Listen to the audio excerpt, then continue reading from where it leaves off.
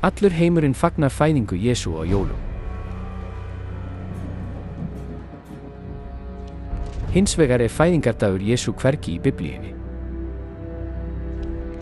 Þar segir aðeins að hirðarnir, sem gættu hjarða sinna úti á ökrum, hafi lofað Jesú.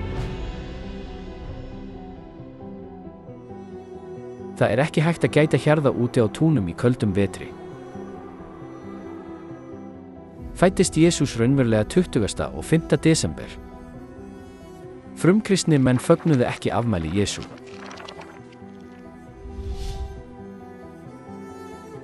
Hvaðan komu þá jólin?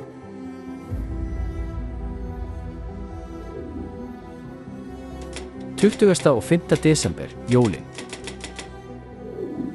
20. og 5. desember ekki afmælisdagur Jesú, heldur afmælisdagur sólguðsins. Jólin eiga uppruna sinn í heiðinni hátíð fyrir ósigruðu sólina. Hvað? Eiga jólin uppruna sinn í heiðinni hátíð? Í Róm til forna var hátíð sem hét Saturnalia haldin frá 17. til 20. og 4. desember. Á þessari hátíð glöddust menn óháð auði eða félagslegri stöðu. Nei, hvernig gat þetta verið? Jólin, 20. og 5. desember, ekki afmælisdagur Jesú. 20. og 5. desember, þegar dagarnir byrja að lengjast, var talinn afmælisdagur Guðsins Mýþru. Undir því yfirskyni að brjóta trúna á Mýþra naut rómversk-kaþólska kirkjan hátíðarinnar með því að breyta afmælisdegi sólguðsins í afmælisdag Jesú. Jólatréð á uppruna sinn í heiðnum helgisið við trésdýrkun. Myndin af jólasveininum með hvítt skegg í rauðum fötum var búin til árið 1931 fyrir Coca-Cola auglýsingu.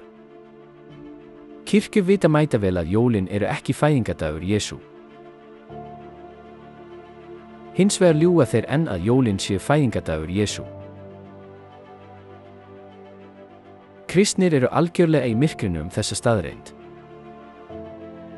Eftir árið 354 eftir Krist voru jól haldin 20. og 5. desember.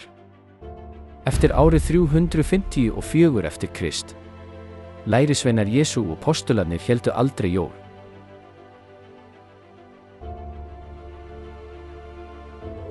Jólin voru hvorki sett af Guði né byggð á Biblíunni.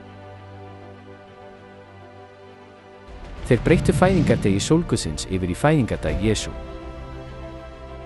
Þetta hræðilegt. Í Biblíunni segir að ef fólk fylgir mannasmíðum reglum, þá dýrkar það Guð til einskis. Það svo oft ritað í Biblíunni hvernig Ísraelsmenn voru tortímdir fyrir að fylgja heiðnum siðum.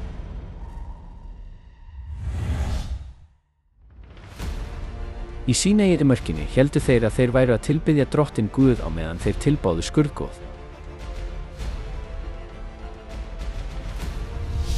Jeróboam, konungur Norður Ísraels, hélt hátíð í eigin völdum mánuði og sagðist vera að tilbiðja Guð. Hins vegar voru allir sem höfðu stundað skurðgoðadýrkun tortímdir. Á sama hátt, jafnvel þótt þeir segist tilbiðja Jesú á jólum, þá það einungis skurðgoðadýrkun.